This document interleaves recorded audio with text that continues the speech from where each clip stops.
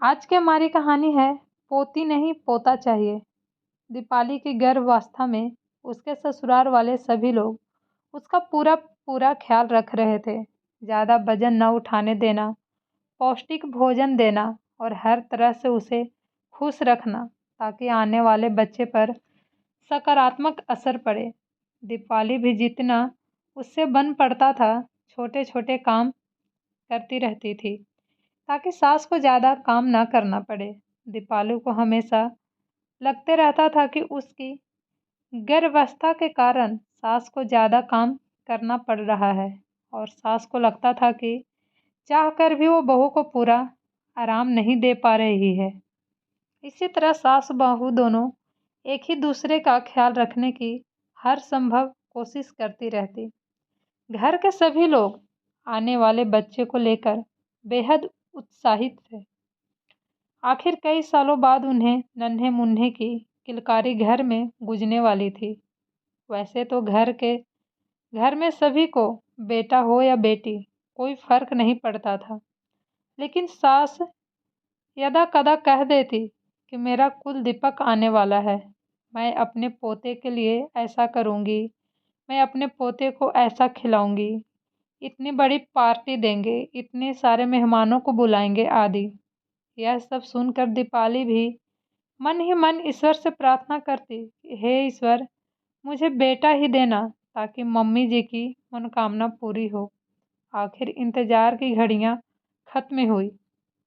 Delivery के बाद जैसे ही नर्स ने कहा कि कन्या रत्न की प्राप्ति हुई है, मम्मी जी के बारे में सोचकर दीपाली मन ही मन उदास हो गई। नॉर्मल डिलीवरी होने से उसे उसी दिन अस्पताल से छुट्टी मिल गई। वो मन ही मन डर रही थी कि अब मम्मी जी का व्यवहार ना जाने कैसा रहता है।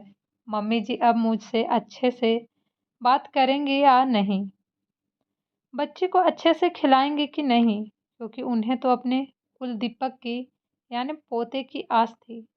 घर आने पर भी उसे बार बार लग रहा था कि मम्मी जी अब अपनी नाराज़गी व्यक्त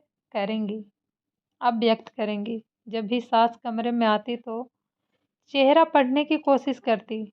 मनोविज्ञान में एमए करने के बाद भी आज वो मम्मी जी का चेहरा पढ़ने में खुद को असमर्थ पा रही थी।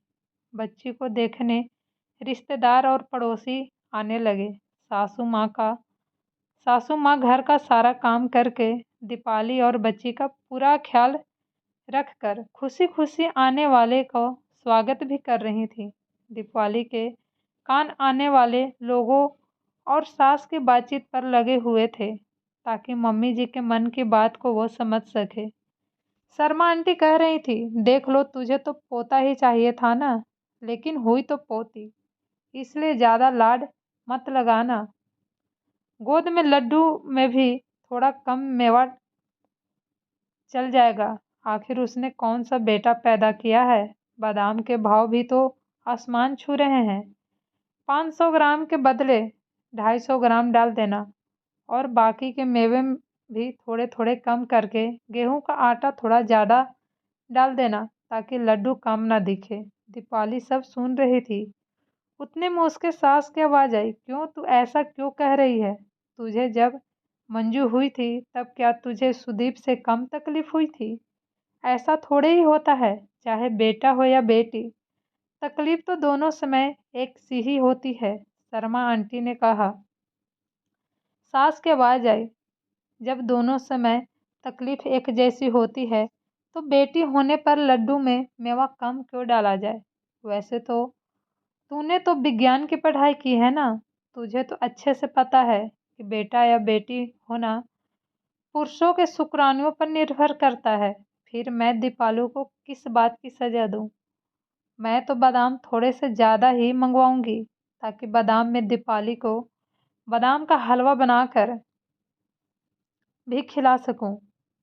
यह सब सुनकर दीपाली सोचने लगी कि कितनी खुद खुशकिस्मत है वह, उसे जो उसे इतनी सुलझे हुए विचारों वाली सास मिली। थोड़ी देर बाद जब उसकी सास कमरे में आई तो दीपाली भावातिरेक से उनके गले लग गई और बोली, क्या मैं आपको मम्मी कहकर बुला सकती हूँ? अगर आपको ये कहानी पसंद आए तो मेरे चैनल को लाइक एंड सब्सक्राइब ज़रूर कीजिएगा। Thank you so much.